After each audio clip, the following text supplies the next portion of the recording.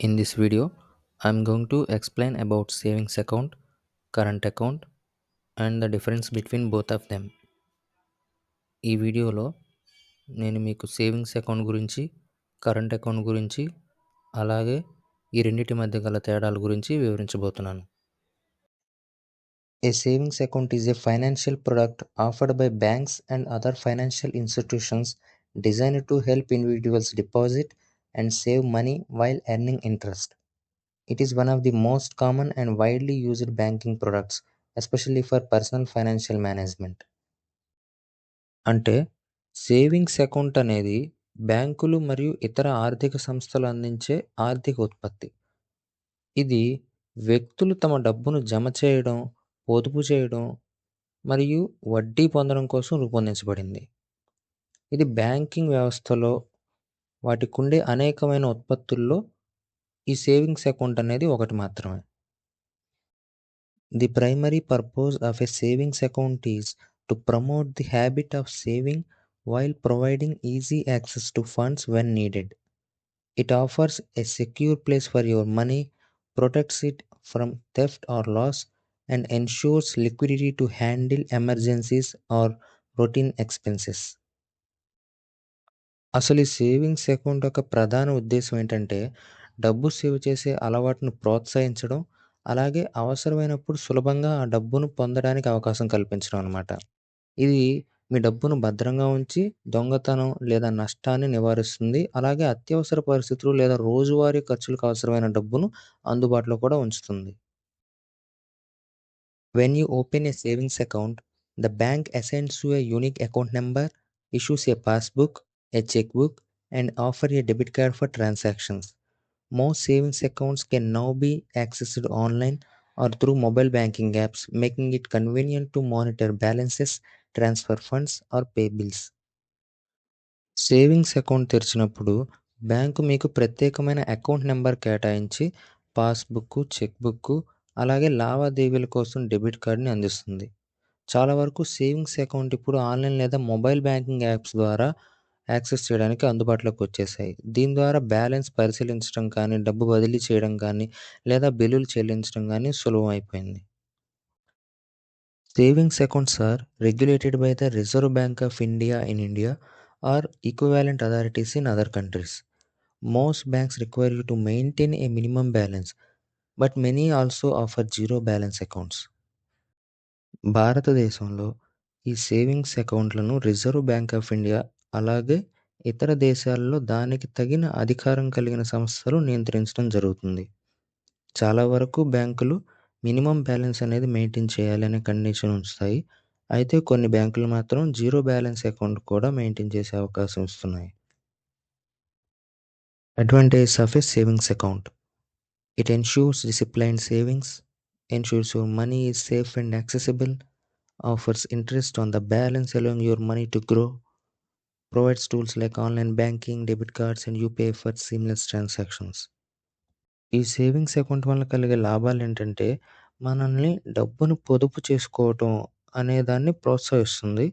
అలాగే మనం ఏదైతే పొదుపు చేసుకున్నామో ఆ డబ్బు అనేది భద్రంగా ఉంచుతుంది. అలాగే అందుబాటులో కూడా మనకు అవసరమైనప్పుడు తీసుకోవడానికి వీలుగా ఉంటుంది. మనం ఏదైతే పొదుపు చేస్తామో ఆ డబ్బు మీద వడ్డీ కూడా వస్తుంది మనకి కొంత. అలాగే online banking, debit card, UPI ద్వారా మనీ ట్రాన్స్ఫర్ చేయటం ఇలాంటి సౌకర్యాలు కూడా లభిస్తాయి. A current account is a banking product tailored for businesses and companies to manage large-scale frequent financial transactions.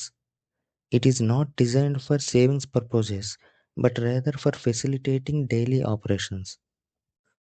బిజినెస్లు లేదా కంపెనీలు పెద్ద మొత్తంలో లేదా తరచుగా జరిగే ఆర్థిక లావాదేవీలను నిర్వహించడానికి మాత్రమే ఈ కరెంట్ అకౌంట్ అనేది ప్రత్యేకంగా రూపొందించబడింది.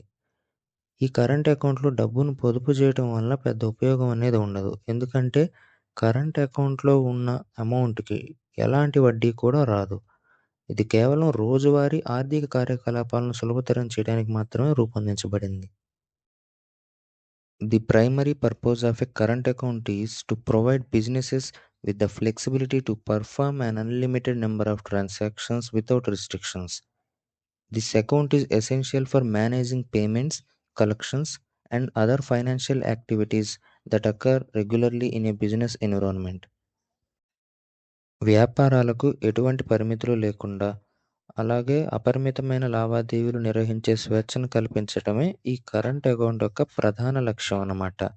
చట్ట ప్రకారం చూసుకున్నా కూడా వ్యాపార సంబంధించిన చెల్లింపులు కానీ, వసూళ్ళు కానీ, ఇతర ఆర్థిక లావాదేవీలు కానీ కరెంట్ అకౌంట్ ద్వారానే చేయాల్సి ఉంటుంది.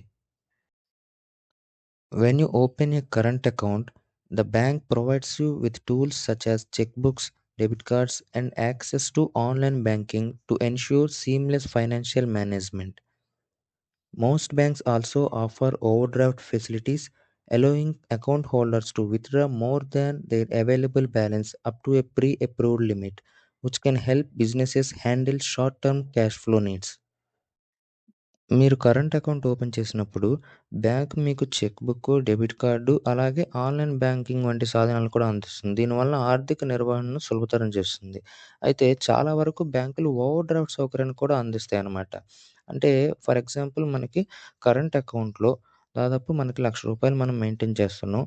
అయితే బ్యాంక్ మనకి ముందుగానే ఓవర్ డ్రాఫ్ట్ లిమిట్ ఇంకొక 25,000 ఎక్స్‌ట్రా ఇచ్చింది అనుకుందాం. అంటే మనం మన దగ్గర ఉన్న ఆ రూ. 1,00,000 కన్నా కూడా 1,25,000 అంటే 25,000 ఎక్స్‌ట్రా కూడా ఉపయోగించుకునే సౌకర్యాన్ని బ్యాంక్ మనకు కల్పించింది అని అర్థం.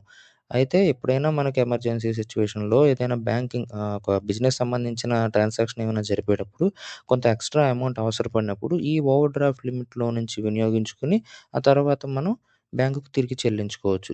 ఈ విధంగా మనకి ఓవర్ డ్రాఫ్ట్ లిమిట్ అనేది కూడా ఉపయోగపడుతుంది. Advantages of current account. Unlimited transactions for smooth business operations. Overdraft facility to handle short-term cash flow needs. Customized services like bulk check processing and cash management. Provides doorstep banking for added convenience. ఈ current account వలన కలిగే లాభాలేంటో తెలుసుకుందాం. Business ఆపరేషన్స్‌లో అపరిమితమైన transactions స్మూత్‌గా జరగాలన్నా కానీ ఈ current account అనేది ఉపయోగపడుతుంది. అలాగే టెంపరరీగా మనకు ఏదైనా డబ్బు అవసరపడినప్పుడు బిజినెస్ ట్రాన్సాక్షన్స్ చేయడానికి అప్పుడు మనకి ఏదైతే ఓవర్ డ్రాఫ్ట్ లిమిట్ ఉందో ఆ లిమిట్‌ని వినియోగించుకొని అది పూర్తి చేయొచ్చు. అలాగే బల్క్‌లో చెక్స్‌ని ప్రాసెస్ చేయాలన్నా కానీ లేదా డబ్బుల్ని డిపాజిట్ చేయాలన్నా కానీ పెద్ద మొత్తంలో ఈ కరెంట్ అకౌంట్స్‌లో సులభంగా అవుతుంది. అలాగే కొన్ని బ్యాంకులు కూడా డోర్ స్టెప్ బ్యాంకింగ్ సర్వీస్ కూడా అందిస్తాయన్నమాట. అంటే బ్యాంక్ సంబంధిత ఎగ్జిక్యూటివ్సే ఆ వ్యక్తులే వచ్చి మన దగ్గరికి చెక్స్ తీసుకొని వెళ్ళి మన అకౌంట్‌లో డిపాజిట్ చేయటం, లేదంటే లిక్విడ్‌లో ఉన్న డబ్బును తీసుకువెళ్ళి వాళ్ళు మన అకౌంట్‌లో డిపాజిట్ చేయడం లాంటివి చేస్తారు. మనం బ్యాంక్‌కి వెళ్ళాల్సిన పని లేకుండా. Finally, we are going to know about the difference between savings account and current account. Savings account is for individuals to save money and earn interest, but current account is for businesses to handle frequent and high volume transactions. Savings account అనేది individual వ్యక్తులకి వారి యొక్క డబ్బును పొదుపు చేసుకోవడానికి, దాని మీద వడ్డీ సంపాదించడానికి మాత్రమే ఉపయోగపడుతుంది. అయితే కరెంట్ అకౌంట్ అనేది వ్యాపారాల్లో పెద్ద మొత్తంలో అలాగే తరచూ జరిగే లావాదేవీలను హ్యాండిల్ చేయడానికి ఉపయోగపడుతుంది. Savings accounts. In savings accounts, we can earn interest on account balance, but for the balance we maintain in current account, we won't earn any interest. Savings అకౌంట్‌లో మనం పొదుపు చేసే డబ్బు పైన మనకి వడ్డీ వస్తుంది కానీ, కరెంట్ అకౌంట్‌లో మనం నిల్వ ఉంచే డబ్బు పైన ఎలాంటి వడ్డీ కూడా రాదు. In savings account, there are limited free transactions per month, but for current account, unlimited transactions are allowed but may have fees. Savings అకౌంట్‌లో ఫ్రీ ట్రాన్సాక్షన్స్ మీద లిమిట్ అనేది ఉంటుంది. అయితే కరెంట్ అకౌంట్‌లో మాత్రం నంబర్ ఆఫ్ ట్రాన్సాక్షన్స్ మీద ఎలాంటి లిమిట్ ఉండదు. కాకపోతే కొంత ఫీజ్ అనేది చెల్లించాల్సి రావచ్చు బ్యాంకులకి. అలాగే in savings account it requires a low or no minimum balance. But in current account it requires a high minimum balance. Example 5,000 or more. Savings అకౌంట్‌లో అసలు ఎలాంటి బ్యాలెన్స్ మెయింటైన్ చేయకుండా జీరో బ్యాలెన్స్ మెయింటైన్ చేసే అకౌంట్స్ ఉన్నాయి. అలాగే లో minimum balance అంటే తక్కువ మొత్తంలో రూ. 1,000 లేదా 3,000 ఈ విధంగా తక్కువలో మినిమమ్ బ్యాలెన్స్ మెయింటైన్ చేయాల్సిన అవసరం ఉండొచ్చు. కానీ కరెంట్ అకౌంట్‌లు మాత్రం కనీసం 5,000 లేదా అంతకన్నా ఎక్కువ మినిమమ్ బ్యాలెన్స్‌ని మెయింటైన్ చేసే అవసరం వస్తుంది. బ్యాంకులను బట్టి ఈ లిమిట్ అనేది మారిపోతుంది. బ్యాంకులను బట్టి ఆ కరెంట్ అకౌంట్‌లో ఉన్న టైప్స్‌ని బట్టి కూడా. అలాగే when it comes to overdraft facility is not available or limited in savings account, but for current accounts overdraft facility will be available to cover short term cash needs. అంటే ఈ ఓవర్‌డ్రాఫ్ట్ ఫెసిలిటీ అనే limit కూడా savings అకౌంట్స్‌లో అయితే చాలా వరకు అసలు ఉండదు. ఒకవేళ ఉన్నా కానీ చాలా తక్కువ లిమిటే ఇవ్వటం జరుగుతుంది. అయితే కరెంట్ అకౌంట్స్‌లో మాత్రం ఈ ఓవర్‌డ్రాఫ్ట్ ఫెసిలిటీ అనేది ఉంటుంది. అది కొంచెం ఎక్కువగానే ఉండొచ్చు. If you understood about savings account and current account by watching this video, don't forget to like, share and subscribe to my channel. Thank you.